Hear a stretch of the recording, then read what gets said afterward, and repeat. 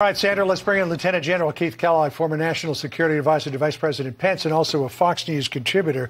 So clearly, General, having Brittney Griner home is a very good thing. But was this an unequal swap? Brittney Griner is a very good person. Victor Bout is a very bad person. Yeah, it's great. Nobody will take away the fact that we're getting an American out of harm's way with Brittney Griner. Got that. It's great. It's a great season to be brought home.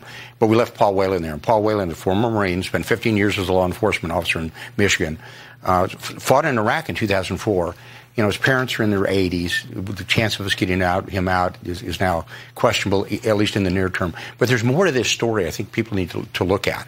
And the first is what was said just a minute ago in the news conference. Look, the UAE with Mohammed bin Zayed, MBZ, and Saudi Arabia with Mohammed bin Salman, MBS, they were involved in this process. You know, they're the ones who kind of reached out to Putin. So this wasn't just the U.S. and No, Russia. it's not, because if it was that, you would have heard of the name Roger Carstens. And Roger Carstens was the hostage negotiator in the State Department. That's what Robert O'Brien did for the Trump administration. And you kind of didn't see that working.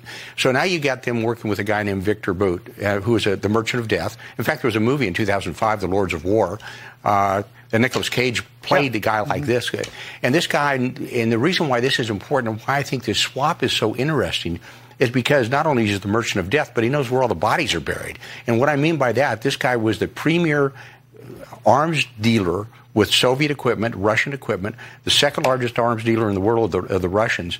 And it's telling me, look, there's a reason why we haven't heard of this before, getting somebody who's been in jail for 10 years now up in Marion, Illinois, because this guy is going to help Putin get more Russian equipment that they need to fight the war in Ukraine. I think there's a huge connection here. He's going to turn this guy loose in all the countries of the world where the Russians have sent equipment. And those weapons will flow to Russian forces. Absolutely. And they're going to come back to you and fight the war for Ukraine. It makes a lot of sense to me what they did. All right. I want to go to call for number 2 here for the control room.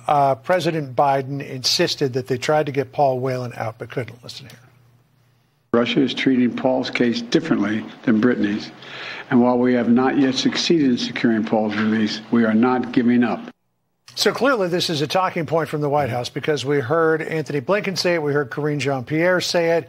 It wasn't a case of which American was going to get out. It was one or none. But there are people who think that if Biden had played hardball with Russia, he could have gotten Whelan out too. Yeah, you know, look. Let's be really honest about it. When you look at the politics of it in Brittney Griner and who she is and what she's done, she was the easy hit. You know, President Trump had a policy of leave no American behind. And God bless Robert O'Brien, because Robert O'Brien was the chief negotiator. And they got dozens out in the course of 4 years, and we really didn't give anybody up. But you don't quit on that. So you go to the hard case first. Brittney Griner was the easy case. The hard case is somebody like Whelan, and they should have gone after them. They should have been very insistent on, look, it's a package deal. They wanted Victor Bout for a reason, and I think they should have thought their way through it. Why do they want this guy? So now that they've played this big card with Victor Bout, right, what do we have left to negotiate Paul Whelan's release? We really don't. And I think over the long term, and I think this is the tragedy behind it, is that Biden is going to have to do. He's going to have to go somewhere other than the United States. And now you have to go to your allies. Do you have somebody there you can help us out, make a trade for? You go to the UK or you go to France or somebody else to help us. Right now, we have no whole card to be played right now to get Whelan out. Do you think there's somebody that Russia's eyeing as a trade for Whelan?